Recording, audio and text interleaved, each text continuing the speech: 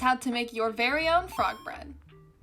To start, you might want some of these tools: an apron, a couple big bowls, a whisk, a large spatula, measuring utensils, a flat baking sheet, plastic wrap, parchment paper, an oven, and lots of time.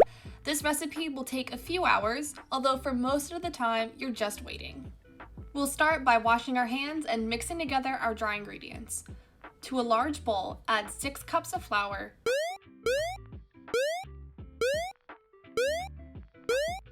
2 teaspoons of salt, 2 teaspoons of dry yeast, and 1/4 cup of sugar, and whisk it all together.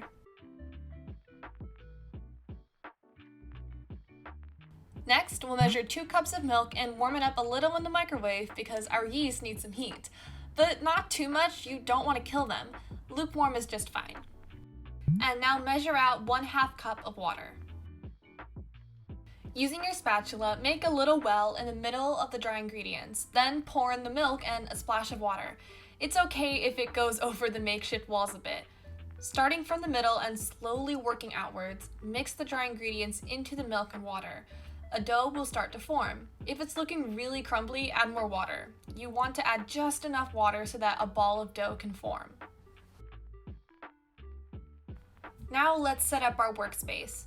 You want a nice flat surface. I'm using a large cutting board. Set aside a bowl of extra flour because you're going to need it.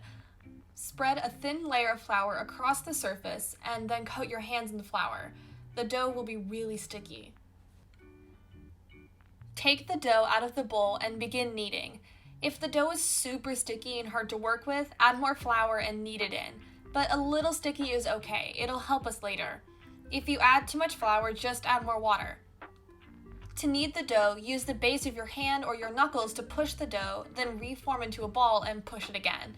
You'll want to knead for about 10 minutes, as it'll help develop the gluten and make the bread nice and chewy.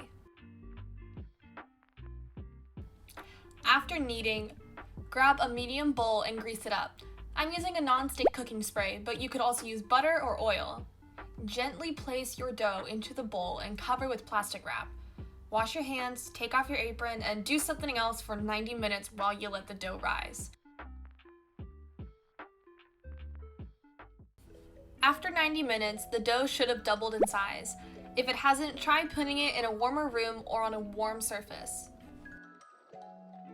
It's now time to form the frog. Take your baking sheet and lay a piece of parchment paper on top, trimmed to fit. Set aside extra flour and a little bowl of water. Then flour your hands as the dough will be quite sticky. As best as you can, grab a large chunk of the dough from the bowl, about 2/3. This will form the main body of the frog. Shape into a ball and place onto the sheet. Pinch the back to lengthen it a bit. Don't worry if it's not perfect, it'll still look okay. This is your frog, make it however you want. To make the back legs, make another smaller ball and split it in half. I have this handy bench knife, but a large kitchen knife could also work. Just use whatever you have. Spread a little water over the area where you'll attach the leg, both on the body and the leg, to help it stick. Then attach it. You can press and smooth over the seams as well, but don't fuss too much over the shape at this point. The dough still has to rise more after this. Attach the other leg. Then, take more dough and flatten into a disc. Cut and shape into an ovalish shape and attach using water again. Using a knife, cut some little toes. Now let's make some front legs. Shape a handful of dough into a cylinder and split it in half. Attach to the front and make the ends of the legs more narrow. Make some toes using the knife.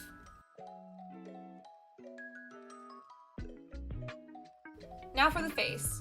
For the eyes, I attached 2 spheres and made a divot in the middle. When the dough rises, the eyes will become further apart, so keep that in mind when you place them. I like to give mine eyebrows and a mouth, but you can make your frog look however you like.